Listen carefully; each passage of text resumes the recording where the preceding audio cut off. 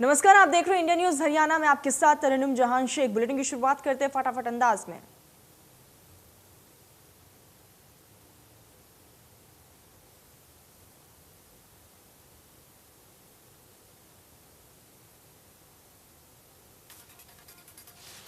वित्त मंत्री निर्मला सीतारमण आज इंदौर के दौरे पर है। इस दौरान वित्त मंत्री बीजेपी के कार्यक्रम में शामिल होंगी।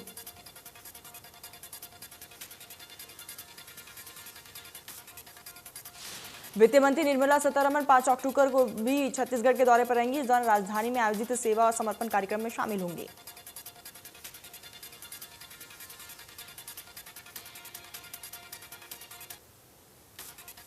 मुंबई में एनसीबी ने एक यात्री क्रूज शिप पर शनिवार शाम छापेमारी की है, जहां पर पार्टी चल रही थी और इसमें मादक पदार्थ का सेवन किया जा रहा था। शिप में चल रही रेप पार्टी के मामले में अब तक 8 लोगों को गिरफ्तार किया गया। गुप्त सूचना मिलने के बाद मुंबई के क्षेत्रीय निदेशक समीर वानखेड़े और कई एनसीबी अधिकारी यात्रियों ने शिप पर सवार होकर छापेमारी की है। इसको लेकर अभी तक यात्री बने अधिकारी कार्रवाई में जुटे हैं।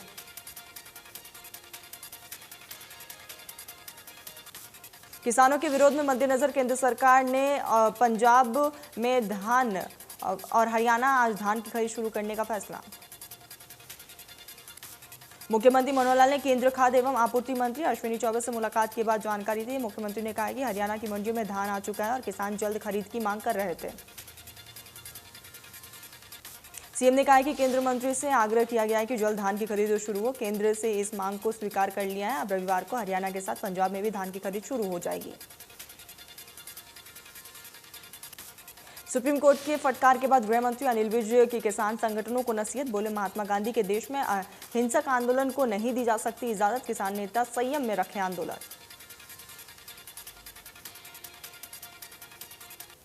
इलाहाबाद उपचुनाव पर सांसद दुग्गल ने कहा है कि किसान के नाम पर राजनीति करने वाला विपक्ष दम दिखाए। सुनीता दुग्गल ने कहा है कि अभय चौटाला बताया, पहले क्यों छोड़ा विधायक का पद, अब दोबारा वहीं से लड़ने की जरूरत क्यों।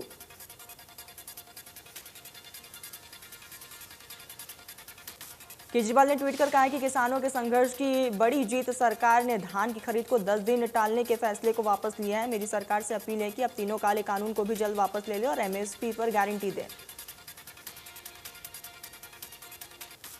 भिवानी के महेंद्रगढ़ सांसद धर्मवीर बारडा विधायक नैना चौटाला के आवास पर किसान संगठनों ने किया घेराव। किसानों ने बीजेपी और जेजेपी के खिलाफ जमकर नारेबाजी की।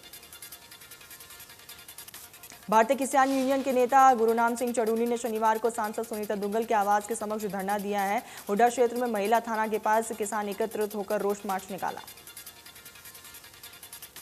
हांसी में धान की सरकारी खरीद न होने को लेकर संयुक्त किसान मोर्चा के आह्वान पर किसानों ने बीजेपी विधायक विनोद भयाना के घर का घेराव किया और सरकार के खिलाफ जमकर नारेबाजी की। किसानों का कहना था कि सरकार जल्द से जल्द धान की सरकारी खरीद शुरू करवाए। किसानों ने कहा कि संयुक्त किसान मोर्चा के कोई भी फैसला नहीं आता, अब तक ये धान जारी रहेगा।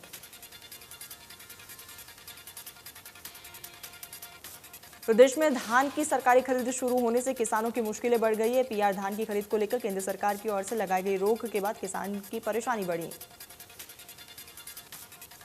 किसान मंडी में पड़ी फसल की पहरेदारी कर रहे किसानों का कहना है कि पहले धान उत्पादन में मौसम की मार झेलनी पड़ी और अब बेचने में व्यवस्था की मार झेलनी पड़ रही है। हरियाणा में धान खरीद शुरू नहीं होने पर किसानों का हंगामा। अंबाला और कुरुक्षेत्र में प्रदर्शनकारियों ने तोड़े पुलिस बैरिकेड। सांसद और विधायकों के आवास घेराव की दी चेतावनी। पुलिस प्रशासन अलर्ट मोड पर।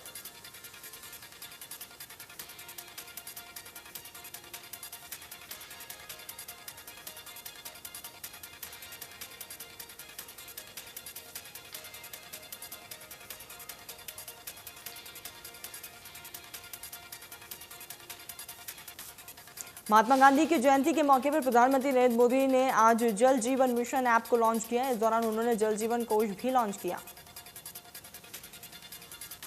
पीएम ने कहा कि जल जीवन मिशन के लाभार्थियों से बातचीत भी की। पीएम ने कहा है कि पानी को प्रसाद की तरह इस्तेमाल करें। पीएम मोदी ने इस दौरान कहा है कि पूज्य बापू और लाल बहादुर शास्त्री जी इन दिनों महान व्यक्तित्वों के हृदय में भारत के गांव ही बसते थे। पीएम मोदी ने, मुझे खुशी है कि आज के दिन देश भर के लाखों गांव के लोग ग्राम सभाओं के रूप में जल जीवन संवाद कर रहे हैं। पीएम मोदी ने कहा है कि जल जीवन मिशन का विजन सिर्फ लोगों तक पानी पहुंचाने का नहीं है, ये विकेंद्रीकरण का भी बहुत बड़ा मूवमेंट है। ये विलेज ड्रिवन मूवमेंट है। इसका मुख्य आधार जन आंदोलन और जन भागीदारी है। पीएम मोदी ने कहा कि गांधी जी कहते थे कि ग्राम स्वराज और वास्तविक अर्थ आत्मबल से परिपूर्ण होना है। इसीलिए मेरा निरंतर प्रयास रहा है कि ग्राम स्वराज की सोच और सिद्धियों की तरफ आगे बढ़े। पीएम मोदी ने आगे कहा कि हमने बहुत सी ऐसी फिल्में देखी है, कहानियां पढ़ी है, कविताएं पढ़ी है, जिसमें विस्तार से बताया जाता है कि कैसे गांव की महिलाएं और बच्चे पानी लेने के लिए दूर दूर तक जाते थे। प्रधानमंत्री नरेंद्र मोदी ने इस दौरान जल जीवन कोष भी लॉन्च किया, जिसमें कोई भी व्यक्ति संगठन, चाहे वह भारत में हो या विदेश में हो, ग्रामीण क्षेत्र में एक स्कूल या एक नल के पानी का कनेक्शन लेने के लिए आंगनबाड़ी केंद्र या आश्रम आदि के लिए धन दान कर सकता है। इस दौरान प्रधानमंत्री मोदी ने वीडियो कॉन्फ्रेंसिंग के माध्यम से जल जीवन मिशन के 2 वर्षीय ई पुस्तक का विमोचन भी किया। राष्ट्रपति रामनाथ कोविंद ने राष्ट्रपिता महात्मा गांधी को ट्वीट करके श्रद्धांजलि दी है। ट्वीट कर लिखा है कि ये दिन हमारे लिए गांधी जी के संघर्ष और समर्पण करने का अवसर है।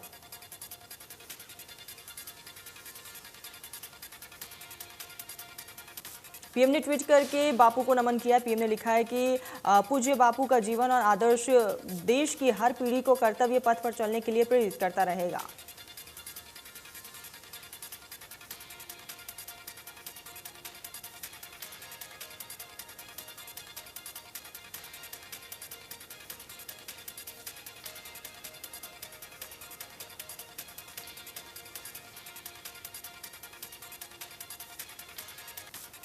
सीएम मनोहर लाल ने ट्वीट कर राष्ट्रपिता महात्मा गांधी को श्रद्धांजलि दी।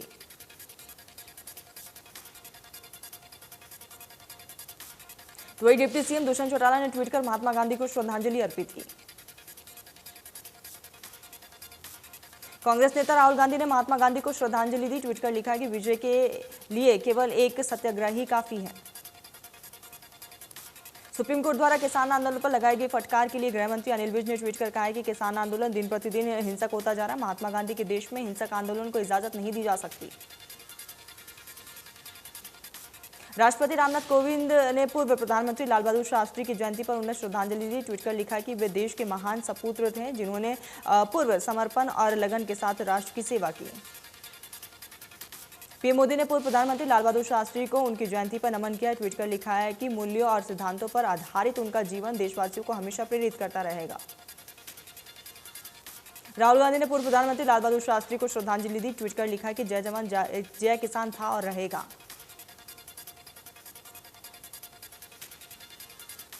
गांधी जयंती पर फरीदाबाद में राहगीर कार्यक्रम का आयोजन किया गया, जिसकी शुरुआत नगर निगम कमिश्नर यशपाल यादव ने की। नगर निगम कमिश्नर ने कहा कि कोरोना काल के बाद फिर से राहगीरी कार्यक्रम की शुरुआत की गई।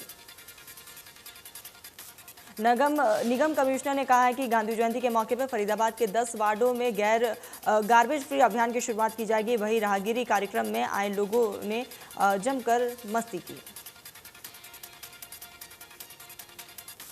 नारनौल में जिला विधिक सेवा प्राधिकरण की ओर से आजादी का अमृत महोत्सव के तहत 2 अक्टूबर को सेशन हाउस से सुबह प्रभात फेरी का शुभारंभ किया गया।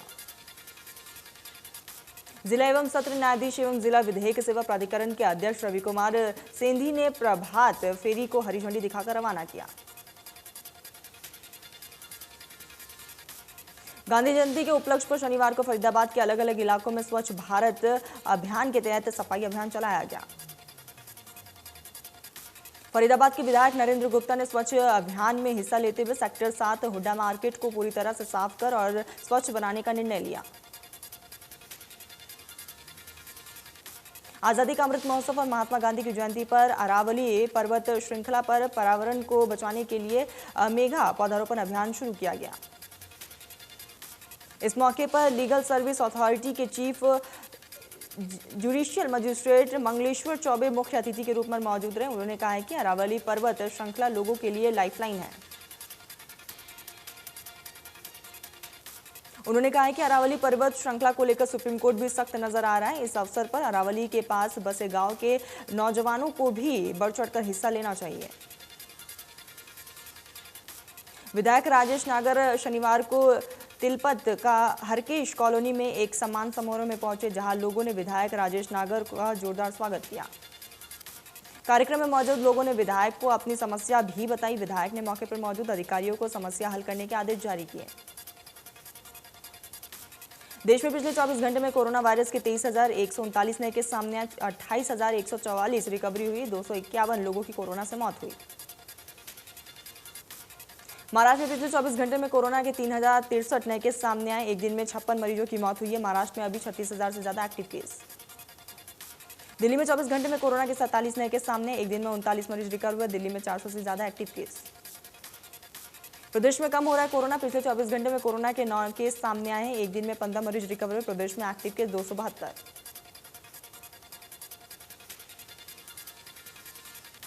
कोरोना के बाद प्रदेश के कई जिलों में डेंगू मलेरिया का कहर लगातार बढ़ता जा रहा है। केतल में डेंगू के 7 नए केस सामने आए। जिले में 33 पहुंची मरीजों की संख्या।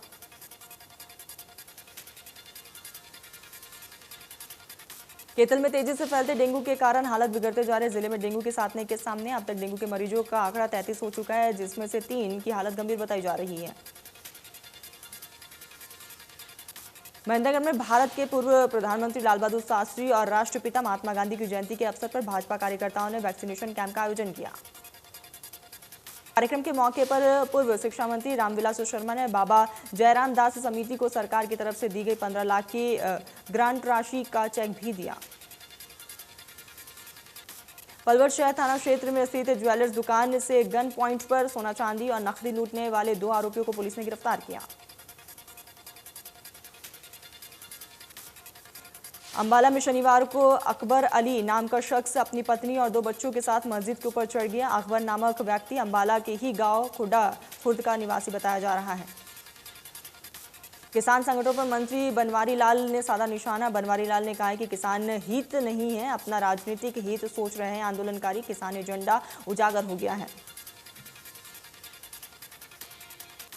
जाटूसाना आईटीबीपी के पूर्ववर्ती कमांडेंट रतन सिंह सनाल का जाटूसाना आईटीबीपी सेंटर में भव्य स्वागत किया गया। पर्वतरोही कमांडेंट रतन सिंह सनाल मूल रूप से उत्तराखंड के कुमाऊं वैली पिथौरागढ़ के निवासी हैं। 1988 बैच में सब इंस्पेक्टर के पद पर आईटीबीपी ज्वाइन की थी। पर्वतरोही कमांडेंट रतन सिंह सनाल ने विश्व की सबसे ऊंची 8वीं चोटी मानासुल पर फतेह हासिल कर आईटीबीपी का गौरव बढ़ाया। फतेहाबाद की भूने इलाके में देर रात बदमाशों का आतंक देखने को मिला। बदमाशों ने पेट्रोल पंप पर की तोड़फोड़ और हवाई फायरिंग। बताया जा रहा है कि गाड़ी में 4000 का तेल डलवाने के बाद वे पेट्रोल पंप के कर्मचारी ने मांगे पैसे तो पेट्रोल पंप पर की तोड़फोड़।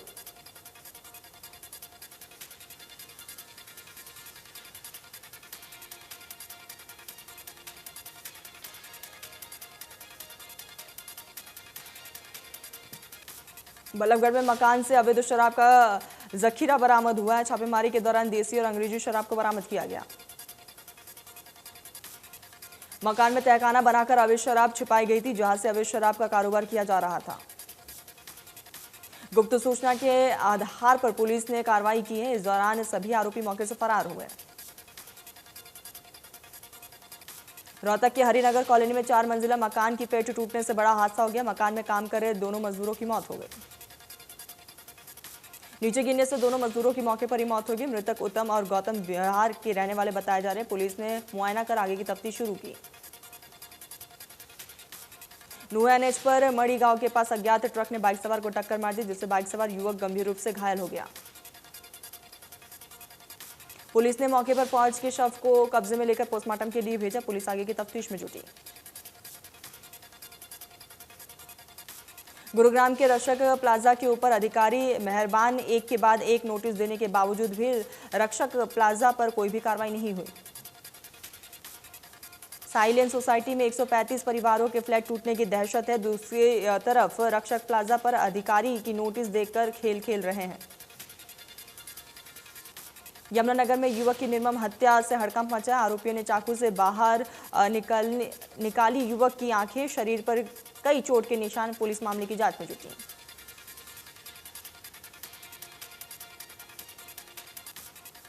बल्लभगढ़ में एक मकान से अवैध शराब का जखीरा बरामद हुआ है। पुलिस ने गुप्त सूचना के आधार पर कार्रवाई की।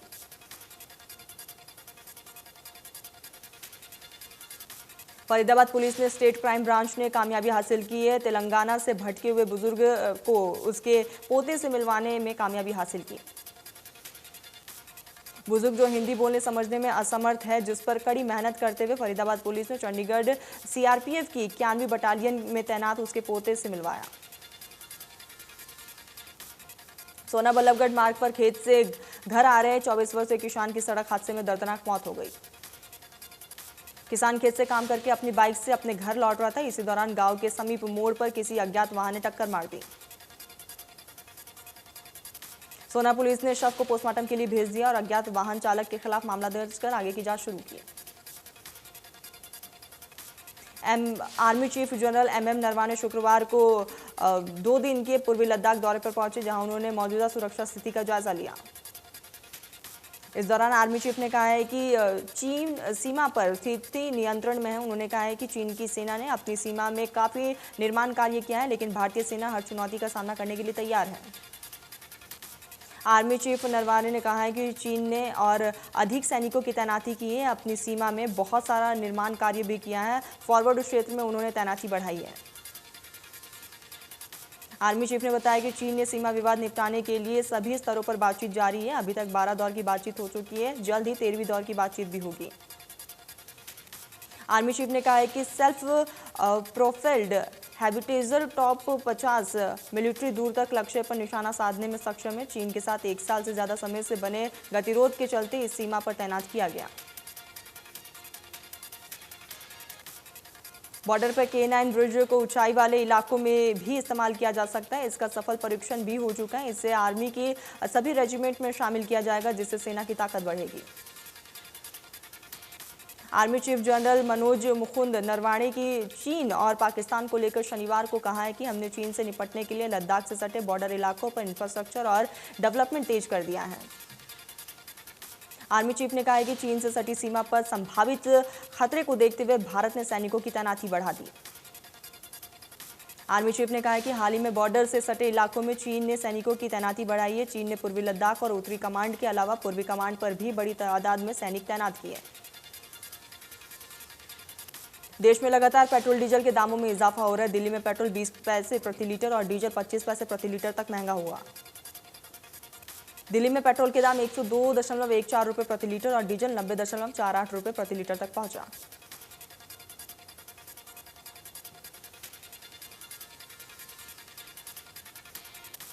सरकारी तेल कंपनियों ने आज डीजल के दाम में प्रति लीटर 25 पैसे की बढ़ोतरी की। वही पेट्रोल 20 पैसे प्रति लीटर तक महंगा हुआ। दिल्ली में HPCL के पेट्रोल पंप पर पेट्रोल 102.14 रुपये चल रहा है। वही डीजल भी में बढ़ोतरी हुई है, 90.48 रुपये तक पहुंचा।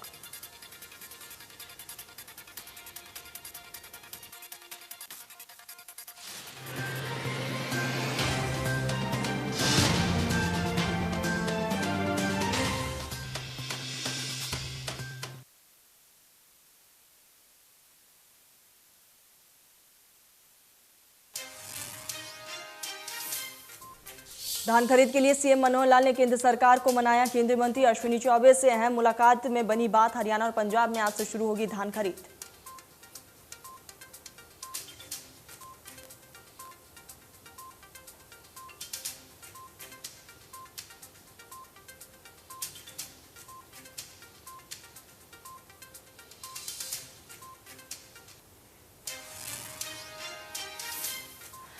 विरोध के नाम पर पंचकुला में असामाजिक तत्वों का हुड़दंग। बैरिकेड्स पर चढ़ाए ट्रैक्टर ट्रॉली, पुलिस को करना पड़ा लाठीचार्ज का इस्तेमाल।